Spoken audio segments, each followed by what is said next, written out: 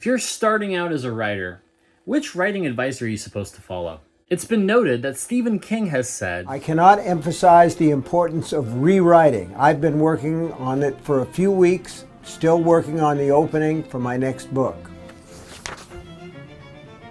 Other writers, such as Chuck Bukowski, noted for his poetry, if you have to sit there and rewrite it again and again, don't do it. And actually, going back to Stephen King, his advice tends to be that if you want to be a writer, you've got to read. I think the best writers are voracious readers. Well, tell that to Quentin Tarantino, because as a super successful screenwriter, his main inspiration was movies, not books. The fact that so much of my early life I was just immersed in film. Who is correct? That's our question. And to try to answer that question, I'm going to take us back to ancient Greece. You may or may not be familiar with a guy by the name of Plato. In Plato's celebrated work, The Republic, he advocates for an ideal government.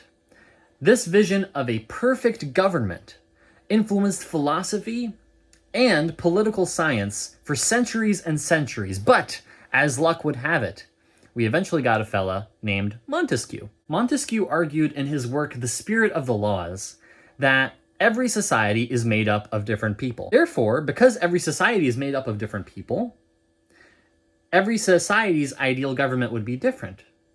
Because different people have different needs, they're surrounded by different circumstances, and therefore the laws that would best fit them would differ from one society to another.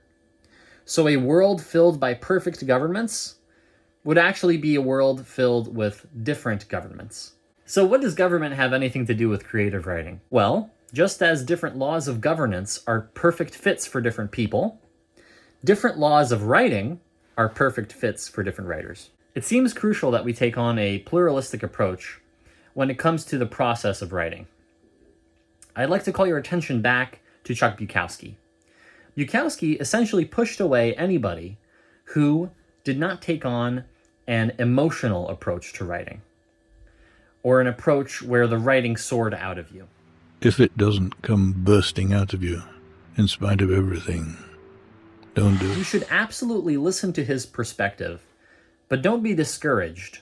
Imagine, if you will, you went to a shoe store, and the salesman there only offers you size 6 shoes. When you ask him why, he says, well, they've always fit me.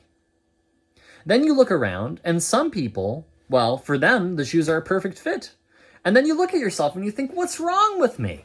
It's working for the salesman. The salesman knows best. Of course, he's the salesman. He's been dedicating his life to this. Other people around you are having a great time with size 6 shoes, but for you, it just doesn't work out. But then you start to go to various stores, various shoe stores, and then you find that perfect fit for you. There are logical approaches to writing. There are emotional approaches to writing. But there does not seem to be one perfect, one-size-fits-all approach to writing for everybody. Explore as much as you can and find that perfect fit for you.